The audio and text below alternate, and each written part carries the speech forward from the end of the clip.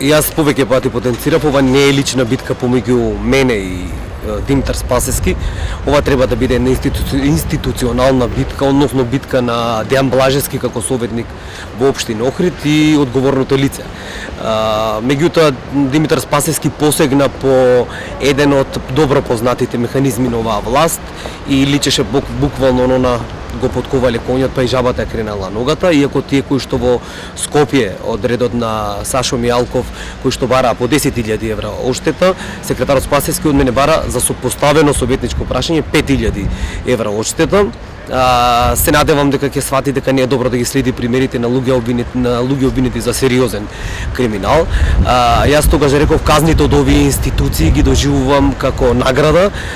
во исто време не покажувам никаква ни посебна возбуда затоа што апелација го враќа повторно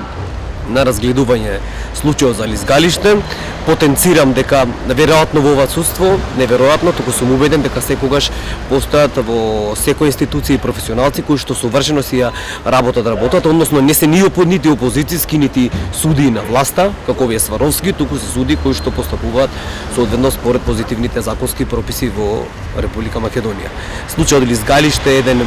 случај кој што предизвика голем интерес во јавноста. Реагирав како советник за многуто узурпации и нетранспарентноста на постапката, истовремено повикувајќи се на претходно изјави во медиуми, во што јас како советник имам задача како советник да го штитам имото на општина Охрид, односно еден вид ние советниците сме чувари на имото на општина Охрид. Сметам дека ваквото постапување само ја гуши демократијата, ваквото однесување на едно одговорно лице во општина Охрид, на кое што е поставено на таа функција назначено токму од нас избраните од народот да му поставуваме прашања. Тогаш изјавив дека не играме во иста лига, затоа што јас сум борец за правдата и за демократијата, тие веројатно по сето ова само се борци за замолчување на критички настроената јавност. Повторувам, тоа не е од интерес на Дејан Блажевски, тоа е од општествен интерес на општина Охрид и таквото поставување, повлекување, карикирање, жонглирање, дека станува збор за урбана опрема, па не урбана опрема, одлуки кои што не се поминати на совет, оптеретување на општина Охрид да го плаќа тоа одржување на струја, да бидеме искрени, јас не сум против никаква забавна активност, но вие не можете да му убедете дека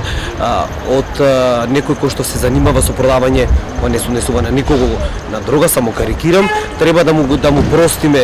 простиме делото затоа што решил да ги донира парите во хуманитарни цели. Уште повеќе овде немаше никакви хуманитарни цели, туку имаше наплаќање без фискални сметки и уште многу работи се провлекува, зашто јас и го повикав јавниот обвинител да постапи, до ден денес нема постапено.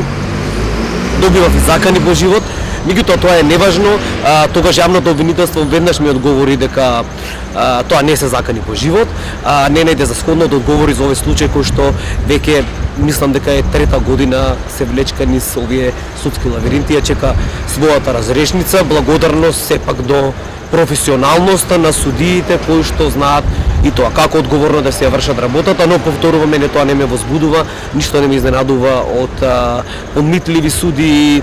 подмитливо судство, нефункционални институции на системот. Но јас сепак сум докторант по економски науки и нема да си земам за право да толкувам судски пресуди или судски одлуки, сеедно, но сметам дека доволно јавноста веќе треба да знае, ако Спасевски бараше 300.000 денари за нанесена душевна болка,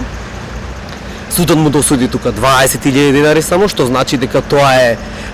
многу далеко до она што го барал, односно не знам зошто сакаат да заработуваат на граѓаните и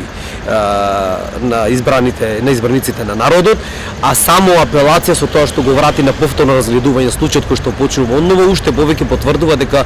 Дејан Блажевски ја зборува вистината, впрочем како и секогаш, односно го работам она за што впрочем сум избран и платен од граѓаните, тоа е да бидам на браникот на правдата, демократијата и слободата.